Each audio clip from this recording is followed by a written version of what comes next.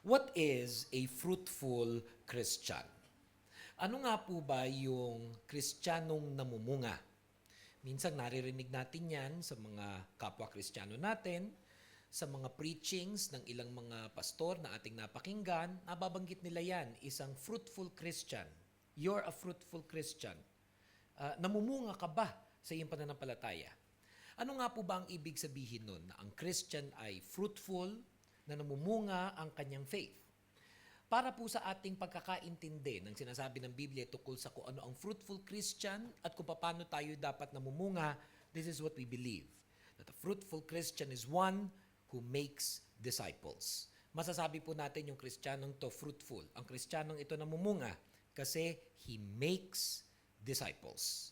He makes disciples. Matthew chapter 28 verses 19 to 20 says, "Therefore go and make disciples of all nations, baptizing them in the name of the Father and of the Son and of the Holy Spirit, and teaching them to obey everything I have commanded you.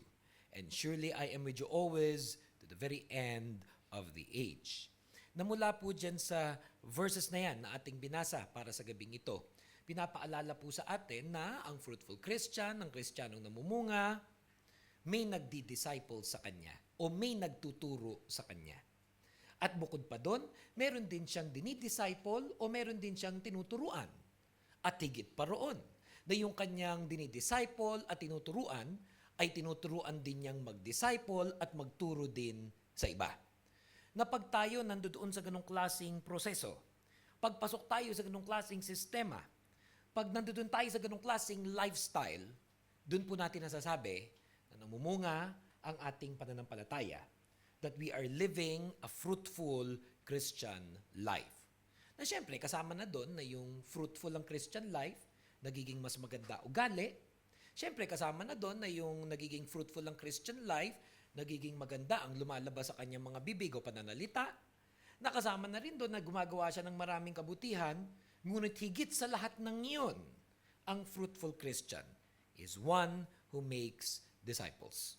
We believe this, that when we do these things, we are truly blessed by God. Kaya hangarin po ng bawat isa sa atin na tayo maging isang fruitful Christian. May this be our desire, that we will become a fruitful Christian. The title of our message for tonight, Fruitful Christians, How to Become More Fruitful and Blessed. Fruitful Christians, How to Become More Fruitful and Blessed by God. Minsan pa po tayong manalangin. Let's commit to the Lord the study of His Word. Aming Diyos at aming Ama, kami po'y nagpupuri sa inyo, sumasamba sa inyong dakilang pangalan. Karapat dapat ka, Panginoon, na aming awitan, aming kantahan, na kami maging grateful sa inyo. You deserve the praises from us. Hindi nga po kami worthy sa napakaraming mga katugunan nyo sa aming panalangin, sa mga biyayang aming nararanasan, sa kaligtasan na meron kami. But thank you, Jesus, na kahit hindi kami worthy, love mo kami. You love us so much that you gave your Son, Jesus Christ. At nakilala namin siya. Tinanggap namin siya bilang aming personal Lord and Savior. And with Jesus Christ, we have forgiveness of sins. Thank you, Lord. Because of Jesus Christ, we have this grace. We have this grace and favor that comes from God. That because of Jesus Christ, habang nabubuhay kami dito sa lupa, alam namin we are living our lives blessed by God. At ang panalangin namin, Lord, especially for tonight, na ma-appreciate namin yung meron kaming relasyon sa inyo at mabuhay kami na namumunga ang aming pananampalataya. Kaya turuan mo kami ngayong gabi, Lord.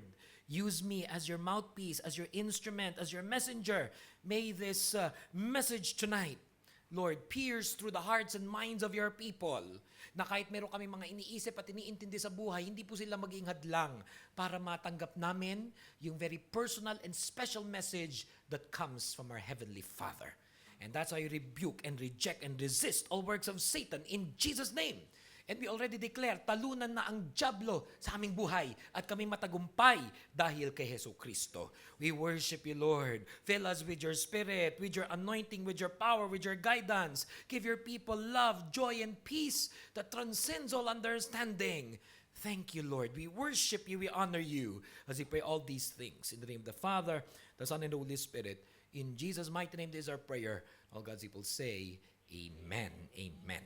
Fruitful Christians. Fruitful Christians. How to become more fruitful and blessed by God. Basahin po natin ang John chapter 15 verses 1 to 8. John chapter 15 verses 1 to 8. And I read from the New International Version. I am the true vine, and my Father is the gardener. He cuts off every branch in me that bears no fruit, while every branch that does bear fruit, he prunes, so that it will be even more fruitful. You are already clean because of the word I have spoken to you. Remain in me, as I also remain in you. No branch can bear fruit by itself. It must remain in the vine. Neither can you bear fruit unless you remain in me. I am the vine, you are the branches. If you remain in me and I in you, you will bear much fruit. Apart from me, you can do nothing. If you do not remain in me, you are like a branch that is thrown away and withers. Such branches are picked up, thrown into the fire, and burned. If you remain in me and my words remain in you, ask whatever you wish, and it will be done for you. This is to my Father's glory, that you bear much fruit, showing yourselves to be my disciples. Pagpalain nawa ng Panginoon ang pagbabasa ng kanyang mga salita. Sa totoo lang, napakaganda niyang mga readings na yan. Yung John chapter 15 verses 1 to 8. But we will focus tonight dun sa gusto po nating marating at matutunan ngayong gabi mula sa Panginoon. At yun paano ba tayo magiging fruitful bilang Christian? Paano ba natin masasabi na namumunga na ang ating pananampalataya? Dahil naniniwala tayo na yung fruitful Christian, yung namumunga na Kristiyano, yun yung pinagpapala ng Panginoon. Amen. Di ba yun naman ang gusto natin?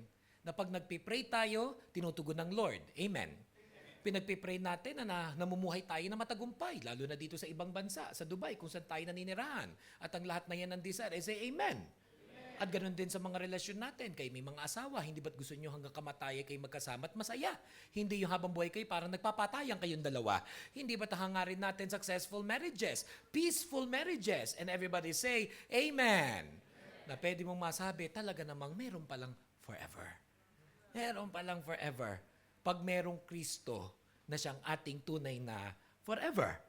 Pero paano ba nararanasan ng Kristiyano yung blessed life even in their career? I was speaking to one of our leaders as he was driving me here in our ministry. And I was telling him that as a pastor, syempre my desire is that every person who attends our church, lalo na kung nagiging volunteer at nagiging leader pa, gustong-gusto ko at pinagpipray ko nakikita nila sa kanilang buhay na habang sila'y naglilingkod sa Panginoon, lalo na kung nangunguna pa, sila'y pinagpapala ng Diyos. Because I believe that when you're serving the Lord, when you're volunteering yourself, when you're leading the people of God, you made the right choice at pagpapalain ka ng Panginoon. Pero higit dun sa lahat ng mga material blessings that we know that God will give to us, alam natin, ang tunay na blessing ay yung through our lives, other people get to know Jesus Christ. That through our lives, meron tayong mga nai-inspire, nai-encourage, and yes, nadi-disciple. That as a result, yun yung nasasabing may bunga. Kaya pag sinabi nating may dinidisciple na siya, may mga na-disciple na yan, may mga na-disciple na yan. Sa church natin, yan, kaya nandito, siya nag-invite. Ano tawag doon? Bunga. Ano tawag doon? Bunga. Kaya matanong mo na nga lang ang sarili mo, may bunga na nga ba ako? May bunga na nga ba ako? Meron ba dito sa church natin na kaya siya nandito sa church kasi ako yung nag-imbita man lang sa kanya? Ako yung nag-pray sa kanya? I pray that would be our desire. Lalo-lalo na kung wala pa. At nawa hindi naman. Nawala ka na nga nadala. May umalis pa dahil sa'yo. Di ba? Minsan may ganun din. Yung, ayaw ko naman tayo sa church na yan. Kasi natisod kay ganito. Wala na nga nadala. May umalis pa dahil sa kanya. Kaya pangit na patotoo. Pero may mga ilang mga terminology dito na gusto ko munang i-clear bago tayo dumiretso dun sa paano nga ba tayo mas lalo magiging fruitful and blessed by God. Tulad nitong term na to. What does it mean dun sa binasa natin mga verses when it says, He cuts off, si God, He cuts off every branch in me that bears no fruit. Ano ibig sabihin nun? This is what it means. That God will make known the true Christian from the false Christian. That God will make known the true Christian from the false Christian. The Bible says in Matthew chapter 7, verse 15 to 20, "Watch out for false prophets. They come to you in sheep's clothing, but inwardly they are ferocious wolves. By their fruit you will recognize them. Do people pick grapes from thorn bushes or figs from thistles? Likewise, every good tree bears good fruit, but a bad tree bears bad fruit. A good tree cannot bear bad fruit, and a bad tree cannot bear good fruit. Every tree that does not bear good fruit is cut down and thrown into the fire. Thus, by their fruit, you will recognize them." Nung araw, ang Christianity nagsisimula pa lang. In fact, they were even persecuted. They were small. But at some point, alam na rin ng Lord John, lalago siya, lalaki, magiging institutionalized, at magkakaroon ng maraming mga organisasyon na tatawagin nila ang sarili nilang Christian. Pero this early, nung maliit pa lang ang Christianity, pinipersecute pa lang sila, nagbigay na ng warning si Lord na kung dumating yung time na marami nang nagsasabing Christian din sila, Christian ang pangalan nitong grupong to, nakakabit dun sa karato nila, isa rin itong Christian fellowship. O di naman kaya, masabi na rin natin, itong church na to'y halos katulad din natin, malapit sa ating pananampalataya. May mga tao na pupunta sa mga churches na yan, pero hindi lahat nung uma-attend, nagtatagal sa pag-attend, o di naman kaya kahit pa nga rin aktibo o busy, minsan nagiging leader pa, agad-agad nang pwede masabing ito ay tunay na Christian. There is such a thing as a true Christian and a false Christian, at makikita raw ito hindi lang sa kanyang pag-attend, hindi lang sa pagsulat niya sa papel na yun ang kanyang kategorya, at hindi rin sa pagdalo niya sa isang organisasyon na sinasabi niya sa sarili niya ay isang Christian organization. So nung pa lang, maliit pa ang church, sinasabi na niya, there shall come a day that Christianity will be like a fad. Magiging uso. That in different parts of the world, magkakaroon ng mixture of what really is the true teachings of Jesus Christ, what is the true Christianity that Jesus wanted to see in the world, the kind of church that He wanted to be, and God will make it known. Darating ang Panginoon, lilinaw yun. Kaya yun yung ibig sabihin, He cuts off every branch that does not bear fruit.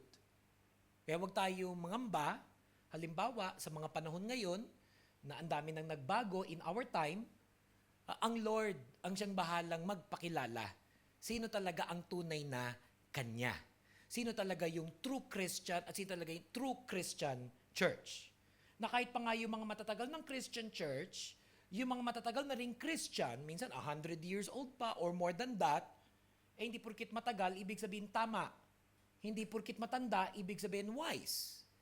That in our time, God will make known what is true and what is false. Yun yung ibig sabihin na He will cut off. He will eventually separate. But, yung true Christians, yung tunay na anak ng Diyos, will never be separated from God. True Christians will never be separated from God. For the Bible says in John chapter 10, verses 27 to 29, John chapter 10, verses 27 to 29 says, "My sheep listen to my voice. I know them, and they follow me. I give them eternal life, and they shall never perish. No one will snatch them out of my hand. My Father, who has given them to me, is greater than all. No one can snatch them out of my Father's hand." Minsan pa, I'll read it. John chapter 10, verses 27 to 29. "My sheep listen to my voice. I know them, and they follow me. I give them eternal life, and they shall never perish. No one will snatch them out of my hand. My Father has given them to me is greater than all. No one can snatch them out of my Father's hand." Ang ibig sabihin niyan, yung true Christian, pag tinanggap niya si Jesus bilang personal Lord and Savior, wala nang bawian yun. Pwedeng along the way, meron pa rin siyang mga kakulangan, meron pa rin siyang mga kahinaan, nakakakumit pa rin ng kasalanan here and there, pero pag tinanggap na niya si Jesus bilang Lord and Savior, wala nang bawian yun kasi alam naman ng Lord kung sino ang kanyang mga anak. Kaya pag tinawag niya yung kanyang anak, yung mga anak niya pupunta kung saan niya ito pinapapunta. At pag nandoon na sila at meron silang relasyon kay Jesus Christ, wala nang pwedeng mangyari para ma-separate siya sa Panginoon. Kahit pa nga minsan siya pa yung pumipiglas, kahit pa nga minsan siya pa yung matigas ang ulo. Sabi niya doon, basahin natin ulit, "My Father who has given them to me is greater than all. No one can snatch them out of my Father's hand." And everybody say amen to that. Kasi ibig sabihin, walang pwedeng magawa ang iba at wala ka rin pwedeng magawa para ikay ma-disconnect sa Diyos. Kung ikay tunay na anak ng Diyos, tinanggap mo siya sa iyong puso, yun na yun. No one can separate you from God. Can you say amen to that? Diba? Ang sarap isipin, no, na kahit anong mangyari, hindi ka na mawawalay sa Panginoon. Yun nga lang, balik tayo sa pinag-uusapan natin. Dapat naman mamunga ka. Hindi porkit hindi ka maihiwalay sa Kanya, ibig sabihin makokontento na lang tayo na hindi tayo namumunga. How can we become more fruitful and blessed? Ano sabi doon? Remain in me. How can we become more fruitful and blessed? Sabi doon sa atin, sa mga verses na ating binasa, remain in me. Siya daw ang vine. We are the branches. And the Father is the gardener. The Father is the gardener. Jesus is the vine. We are the branches. So for the sake of argument, lahat ng kausap ko ngayon ay mga tunay na Kristiyano at lahat ng naniniwala dyan, say amen. Amen. Ba't napapangiti yung iba na parang kinakabahan? Ako nga kaya yun. Hindi kaya kabilang ako doon sa false Christian. For the sake of argument, lahat ng mga kasama natin dito ay tunay na Kristiyano. At I will boldly declare na ang church natin ay isang tunay na Christian church. Amen. Hindi naman yata ako papayag na peki tayo. So, for the sake of argument, na ako rin ay isang tunay na lingkod ng Diyos, na ako ay pastor sa simbahan ng Diyos, ano ngayon daw ang dapat nating gawin? Remain in Him. Which means the following, na dahil siya yung vine, first of all, know Jesus more. Know Jesus more. Kung siya yung vine, kung saan tayo nakakabit, know Him more. Know Him more. 2 Peter chapter 3 verse 18, "But grow in the grace and knowledge of our Lord and Savior, Jesus Christ." But grow in the grace and knowledge of our Lord and Savior, Jesus Christ. Sa Kanya pala tayo nakasanga. Sa Kanya pala tayo nakakonect. Di dapat kilalanin natin siya ng lubusan. Sa pamagitan ng halimbawa, una sa lahat ng personal Bible study.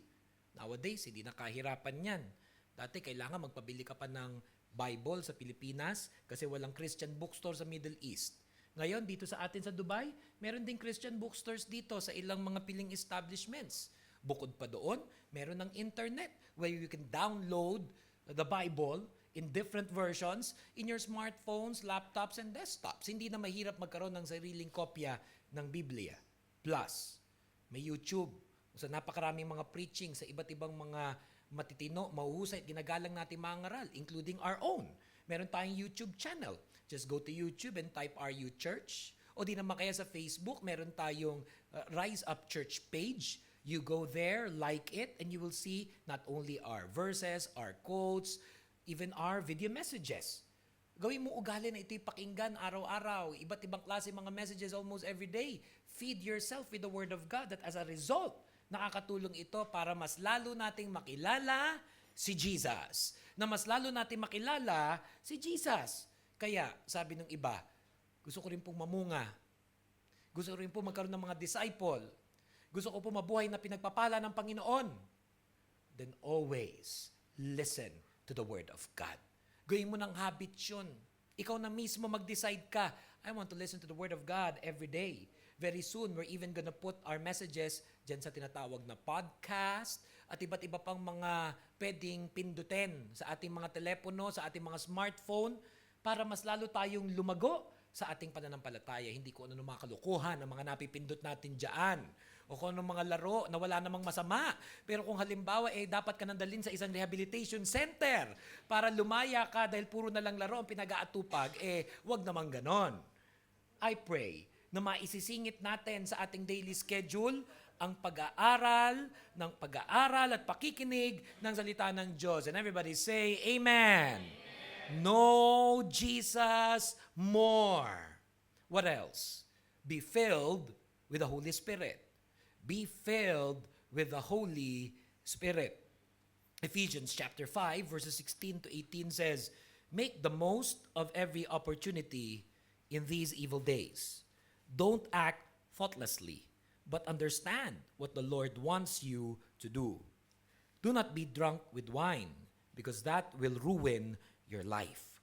Instead, be filled with the Holy Spirit. Again, Ephesians 5, 16 to 18 says, make the most of every opportunity in these evil days. Don't act thoughtlessly, but understand what the Lord wants you to do. Don't be drunk with wine, because that will ruin your life. Instead, be filled with the Spirit. Maraming pagkakaintindi ang mga tao dyan sa ibig sabihin nung be filled with the Holy Spirit. But I believe for tonight and for the purposes of our study, itong ibig sabihin niya be filled with the Holy Spirit. Prioritize the things of God. Prioritize the things of God. Na kung darating yung panahon, magkukumpetensya siya, alam mo na, pipiliin mo yung the things of God. Alam mo, may binanggit dyan.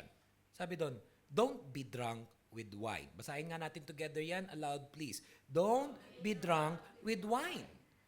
Sinabi ba doon, wag uminom ng wine? Hindi naman eh. Ang sabi lang, don't be drunk with wine. Nang equivalent ng wine nung araw, yung beer din ngayon. Minsan meron mga ultra-conservative people that they would like to make this more spiritual and say na hindi yun magkatulad. Hindi, yun din yun. Tulad limbawa, si Jesus pumunta sa isang kasal, tapos ang mga tao nagwa-wine, naubusan. Siya pa nga nagparami. Sabi niya, wala na yatang naiinom ang mga tao rito. Yun talaga sinabi ni Jesus. Ayaw lang tanggapin ng mga ultra-conservative Christians kasi nga, paano yun? Ibig sabihin si Jesus, okay lang sa kanya na umiinom ang mga tao. Apparently, yes. Tapos ano pa ginawa niya? Sabi niya, maglabas pa kayo ng tubig nang marami pang mainom ang mga taong naririto sa kasal. But ano yung sinasabi dito? Don't be drunk with wine. Again, let's read it. Don't be drunk with wine. Ang maigpit na pinagbabawal sa Biblia yung nalalasing. At pag nalalasing, makinig mabuti. At huwag niyo ma-misinterpret yung sinasabi ko. Baka naman ibig sabihin ito, inuman na pagkatapos ng gawain. Hindi naman yun ang challenge ng message natin tonight. Mamaya biglang, and the challenge tonight is let's drink. Hindi ganun yan. Magkalinawan tayo. Sabi, don't be drunk with wine because that will ruin your life. So, ibig sabihin, bukod din naman sa pag-inom. Halimbawa, cup syrup, pag may ubo lang. Hindi yung repe, punong-puno ng cup syrup, yung pala addict pala. Nagtataka sila, 1 taon na hindi pa inuubo. Yung pala kasi addict sa cup syrup. At sa marami pang ibang bagay na hindi dapat nagiging lasing. Hindi dapat nagiging addict. Kahit halimbawa, yung mga recreation. Mahilig ka sa masahe. Okay naman. Once in a while. Hindi mula umaga, tanghali, gabi. So may extra service pang kasunod. So ano itong mga bagay na ito? Maganda nung umpisa, pero pag nalalasing, ruins their lives. Ganon din pati sa sexual activities. Yung sexual activity ginagawa sa pinagpalang paraan. At hindi ko na kailangan explain kung anong ibig sabihin ng pinagpalang paraan na ginagawa ang sex. Pero pag hinahayaan mo ang sarili mo na bumibigay sa kalasingan nito, sa addiction nito, it also ruins people's lives. Ganon din ang trabaho. Ganon din ang trabaho. Pag halimbawa, yung trabaho mo, yung ambition mo, eats you up. It ruins your marriage, your relationship with your children, ruins your ministry. Hindi na nagiging malinaw sa'yo kung ano ang priority mo sa buhay, that ruins your life. Kaya ano sabi doon? Be filled with the Holy Spirit. Translate, prioritize the things of God. Another verse in the Bible, wala dyan. Seek first His kingdom and His righteousness, and all these things will be given to you. Delight yourself in the Lord, and He will give you the desires of your heart. Wag na wag mo nga hayaan na halimbawa masigit ang asawa mo kaysa sa Diyos. Masigit ang anak mo kaysa sa Diyos. Masigit ang trabaho mo kaysa sa Diyos. At lalo nang masigit ang alak kaysa sa Diyos. Na pag halimbawa, worship na, hindi ka pumunta kasi naaya ka, may lasingan. Alam mo nang, hindi ganyan yung gusto ni Lord.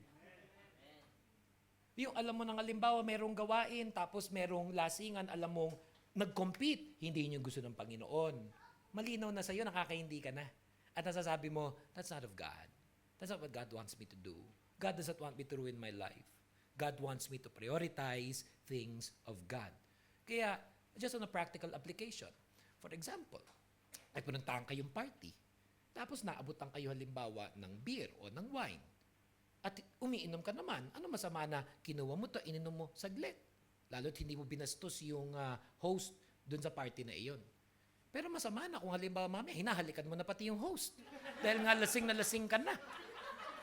At pagkatapos nito, nasira na ang marriage mo, gumula na reputasyon mo, Bible study leader ka pa naman. So alam na nating mali, mali, mali. Kung halimbawa, dumating din sa puntos, pastor, mula kasi napa-attend ako sa church, parang tinanggal na ng Lord sa akin yung desire para uminom. Di mas maganda. Di mas maganda. Kung bigla ngayon may mga ganyan sinasabi mo, tumigil na ako health reason. Tumigil na ako iced tea na lang. Tumigil na ako, juice na lang. Kahit nga yung Coke masama, sa totoo lang. Pag halimbawa, addict ka rin dyan. At sa iba't iba pang mga inumin na kahit hindi liquor, pero not good for you. Same principle. Same principle. Pero kung halimbawa, dumating ka na rin sa point na sinasabi mo, talagang tinanggal na ni Lord Yung hangarin ko na uminom sa ganyan, o manigarilyo, di mas maganda. Lalo na kung tinanggal ni Lord sa iyo yung hangaring uminom-inom ng cup syrup. Di talaga namang praise the Lord. Pakisabi sa katabi mo, pang-ubo lang yon. Isa pa pala, rugby. Rugby. Pakisabi mo sa katabi mo, pang sapatos lang yon.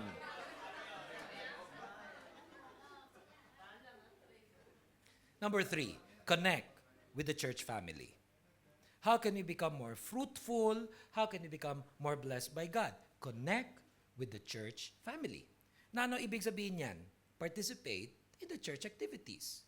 Bahagi ka na rin lang na isang church, nababalitaan mong may worship service, nababalitaan mong may Bible study, mag-a-attend ka ng mga ganyan. Because by doing so, we learn. Hebrews chapter 10:25 says, let us not neglect our church meetings, as some people do, but encourage and warn each other, especially now that the day of His coming back again is drawing near.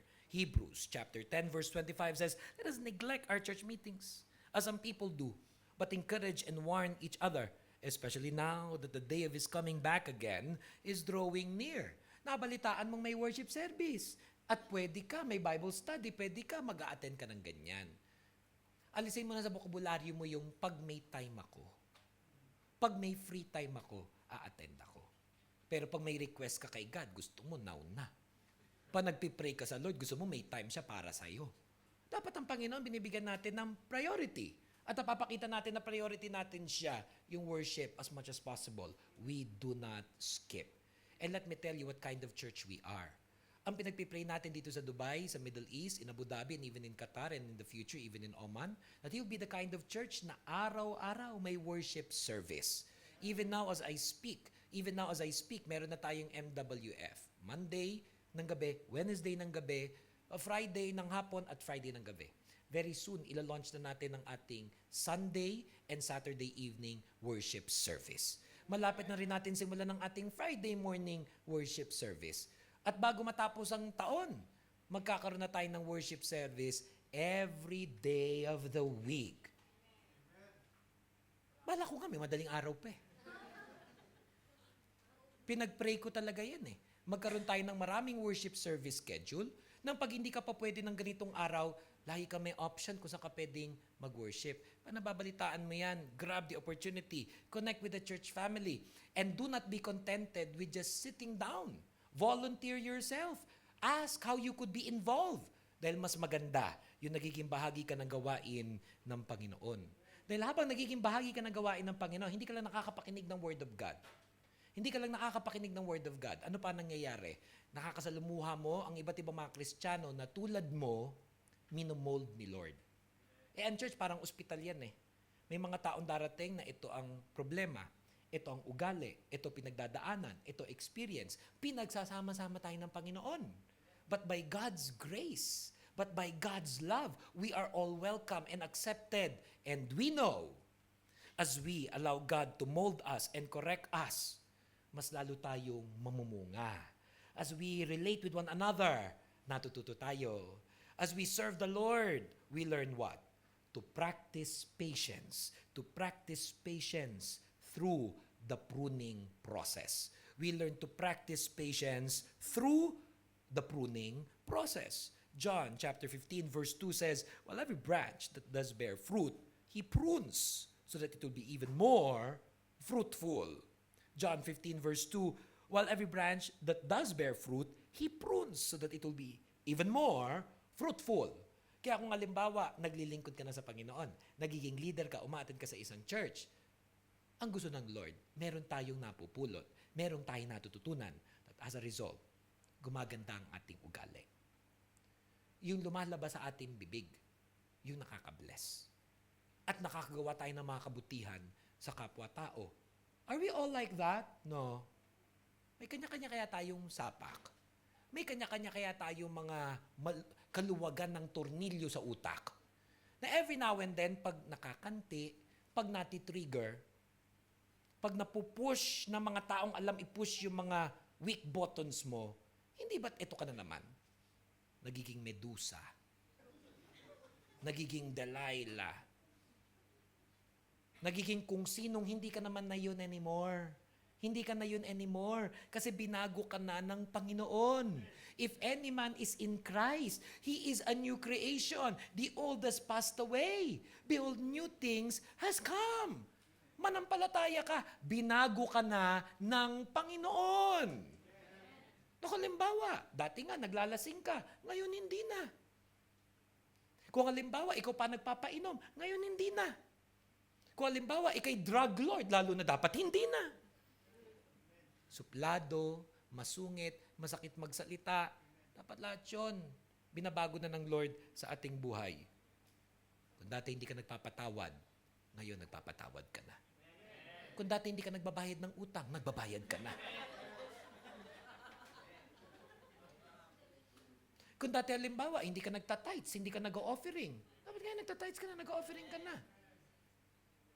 Kung dati, napakapangit na ugali mo. Kung dati napakasalbahe mo, dapat hindi na. Kaya pangit naman nun, nagpipreach, salbahe. Pero pagkatapos ko, pagbaba ko dito, ma-encounter niyo ako, namura kita. Tingnan ko kung babalik ka pa next week. Diba? Tingnan ko kung babalik ka pa next week. Galing niya magsalita, akabless siya sa mga sinasabi niya. Pangit na ugali ko. Hindi pa pwede yun eh. Hindi pa pwede yun. Dahil alam ko, alam niya yan. Pag tinanggap na tayo ni Jesus, pag tinanggap na natin si Jesus bilang Lord and Savior, pag tinanggap mo na si Jesus bilang Lord and Savior, binago ka na ng Panginoon.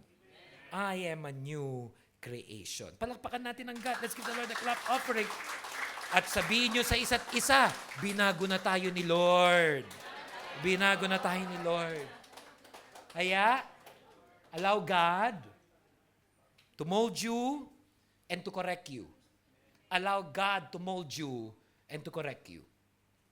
Practice patience through the pruning process. Na pag may nagdi-disciple sa'yo, love ka niyan eh.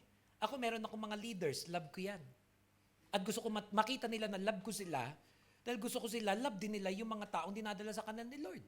At ang ibig sabihin na love ko sila, hindi lang ini-encourage ko sila, pero pag meron dapat ma-correct sa kanilang buhay, pinapatawag ko sila, kami lang ang nag-uusap, at sinasabi ko sa kanila, isang pak.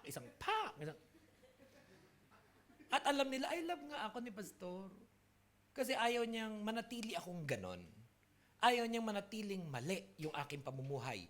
Mali yung aking diskarte. Malayo sa pinagagawa ng Lord. Allow God to mold you. Allow God to correct you. At habang kinokorek ng Lord, be patient. Because God is not yet finished with you. God is not yet finished with us. And along the way, disciple others. Along the way, hindi na maibig sabihin na marami pang dapat ayusin sa iyong buhay, hindi ka na magdi-disciple. Mali rin yun eh. Sabi nung iba, ayusin ko muna yung buhay ko. Una, hindi mo kaya. Apart from God, you can do nothing. Pag inantay mo pa kung kailan ka babait, baka wala ka na ma-disciple. Yung sarili mong effort, sarili mong gawa, wag ganun. Wag mong antayin yun. Patuloy kang magtiwala sa Lord, mag-worship sa Kanya, bukas makalawa gigising ka na lang, ang bait mo na. Bukas makalawa gigising ka na lang, ikaw mismo sasabihin mo sa sarili mo, ba't ganun ang bait-bait ko na, nakakainis? Nakakaasar. Hindi ako to Nakakapanibago. Maniwala kayo, bukas makalawa. Kaya kung meron kayong mga katabi, lalo na kung kilala nyo, asawa nyo, kaibigan nyo, alam nyo, may sapak yan, may tornilyo yan, pakilay hands nyo nga ang bawat isa. Sige, practice lang. Practice lang. Pwede bang pakilay hands ninyo? Sige, kilala nyo man o hindi. Sige, pakilagay nyo ang inyong mga kamay sa bawat isa. Please do this with me. Do this with me, everybody. Okay, everybody, say with me, in Jesus' name. Pinapalayas ko ang lahat ng sapak sa taong to. In Jesus' name. Amen. Kumalakpak ang lahat ng may sapak. Lahat ng maluluwag ang tornilyo. Tingnan nyo. Tingnan nyo mga mukha niyan. Hindi parang lumiwanag. Ang mga mata napalaya sa mga demonyo sa katawan nila. Seriously speaking, apart from God, we can do nothing. Walang imposible sa Diyos. Ilang beses kong nakita yan. Salbahid dati, mabait na ngayon. Nagmumura noon, preacher na ngayon. At sana walang mura sa preaching niya. Madamot nung araw, generous na ngayon. Nothing is impossible with God. So you disciple others and pray for this. Pray for this. Pray for fruit in your life and ministry. Alam niyo, yan ang masarap na Christian life. Hindi yung, ang prayer item mo laging, Lord, give me this. Lord, give me that. Wala nang ibang prayer request kundi para sa sarili. Alam mo nang namumunga ka kung ang laman na ng prayer mo is, Lord, gusto ko may fruit ang buhay ko. Gusto ko, Lord, yung may fruit ang aking life, ang aking ministry. Gamitin mo ko, Panginoon, para mag-start ng Rise Up Church sa Sharjah. Gamitin mo ako, Lord, para magkaroon ng Rise Up Church sa Al-Ain. Gamitin mo ako, Lord, para magkaroon ng Rise Up Church dito sa Karama, dito sa Bordubay, sa Oman, sa Kuwait, sa Bahrain. Lord, gamitin mo ako para magka-Rise Up Church dyan sa Iraq at saka sa Syria. Gamitin mo ako, Lord, para magkaroon ng church sa Canada. Hindi yung gusto lang makarating ng Canada, wala namang ministry iniisip. Gusto lang makarating sa Australia, wala namang iniisip na ministry. Pero pag may lalapit sa akin at sasabihin, Pastor, pag-pray mo naman, ma-approve yung visa ko sa Canada, tapos may dunugtong na, kasi gusto ko pa makapag-start tayo. Pag-pray natin ngayon yan. Lord, unahin mo ito, Panginoon. Yan po may nagsabi sa akin, Pastor, gusto ko po magkaroon ng isang magandang trabaho kasi pag lumaki yung kinikita, hindi lang ako makakatulong sa aking pamilya, makakatulong pa ako sa church, halika rito. Dilehans natin yan. Dahil alam ko yung honor ng Lord, yung ganung mga tao. Na hindi na lang ang desire pang personal. Ang gusto nila magkaroon ng fruit, ang kanilang buhay, ang kanilang ministry. John chapter 15, verses 7 to 8 says, If you remain in me, and my words remain in you, ask whatever you wish, and it will be done for you. This is to my Father's glory, that you bear much fruit, showing yourselves to be my disciples. Again, I read John 15, verses 7 to 8. And as I read these last verses, may the Spirit of God speak to each one of us here tonight. And allow the Lord to just reveal to you what this means sa iyong buhay. What this means sa iyong buhay. John chapter 15, verses 7 to 8 says, If you remain in me and my words remain in you, ask whatever you wish, and it will be done for you. This is to my Father's glory, that you bear much fruit, showing yourselves to be my disciples. Make this your prayer tonight. Make this your prayer tonight. Make my life fruitful, Lord Jesus. Make my life fruitful, Lord Jesus. Sabihin nga po natin yan ng sabay-sabay at least 3 times. Let's say it aloud. Let's make this our prayer. Make my life fruitful, Lord Jesus. Make my life fruitful, Lord Jesus. Make my life fruitful, Lord Jesus. Aming Diyos at aming Ama. Salamat po na sa gabing ito, minsan pa, pinaalala niyo po sa amin na hindi lang dapat kami maging kontento na kami ay Kristiyano, na kami ligtas, na dapat hangarin namin kami mamunga. Patawarin mo kami, Lord, kung kami naging kontento na uma-attend lang sa church. Patawarin mo kami, Panginoon, na tinatamad kami maglingkod sa inyo. Patawarin mo kami, Panginoon, kung nagpapaapekto kami sa aming damdamin, sa aming tampo, sa aming katisuran, sa mga nangyari nung nakaraan, kung bakit hindi kami naglilingkod pa ng lubusan. Forgive us, Lord. But allow your people tonight, especially those who's hearing this message today, sila may nakikinig ngayon live or even those watching this on video. Allow your people to experience once again the presence of God, the power of the Holy Spirit, reviving us and making us witnesses for Jesus Christ. Dahil ang desire namin, Panginoon, mamunga. Ang desire namin, Lord, maging fruitful Christian na may nagdi-disciple sa amin, meron kaming dinidisciple, at tinuturuan namin ang dinidisciple namin mag-disciple din sa iba. Lord, as I pray tonight, release your Holy Spirit's power on your people.